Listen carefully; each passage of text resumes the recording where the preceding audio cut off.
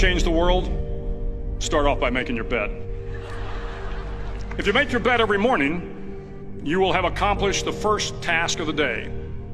It will give you a small sense of pride, and it will encourage you to do another task, and another, and another. And by the end of the day, that one task completed will have turned into many tasks completed. Making your bed will also reinforce the fact that the little things in life matter.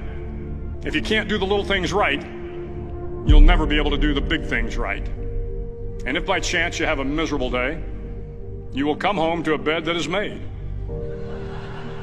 that you made.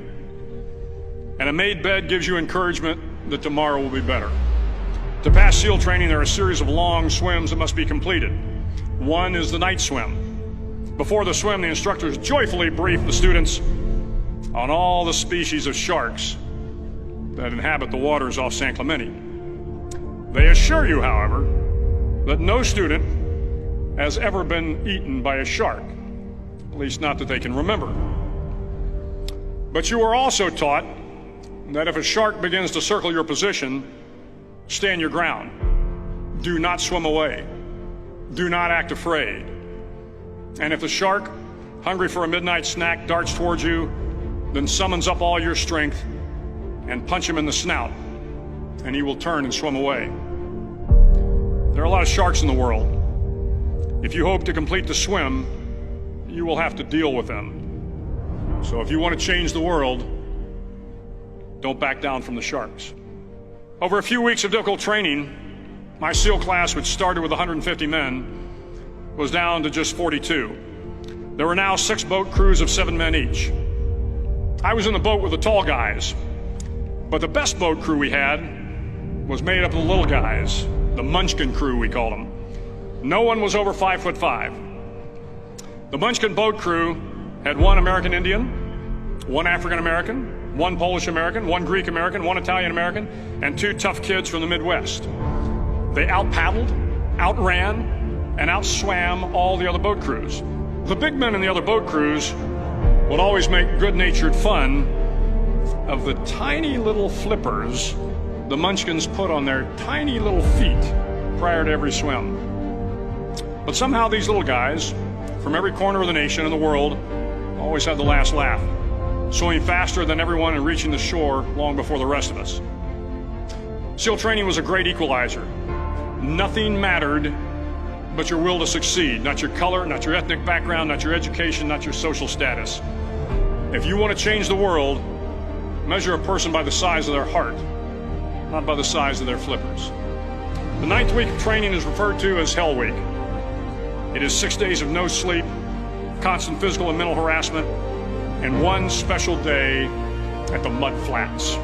The Mud Flats are an area between San Diego and Tijuana where the water runs off and creates the Tijuana Sloughs, a swampy patch of terrain where the mud will engulf you. It is on Wednesday of Hell Week that you paddle down to the Mud Flats and spend the next 15 hours trying to survive the freezing cold, the howling wind, and the incessant pressure to quit from the instructors.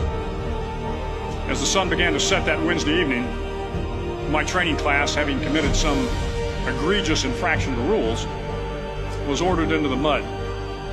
The mud consumed each man till there was nothing visible but our heads.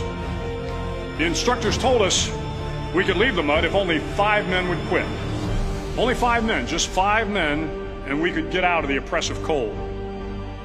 Looking around the mud flat, it was apparent that some students were about to give up.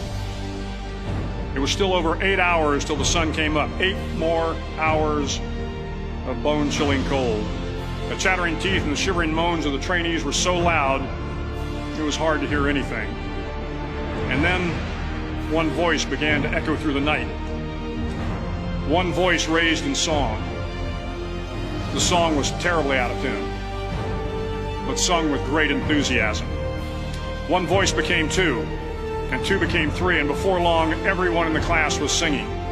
The instructors threatened us with more time in the mud if we kept up the singing, but the singing persisted, and somehow the mud seemed a little warmer, and the wind a little tamer, and the dawn not so far away.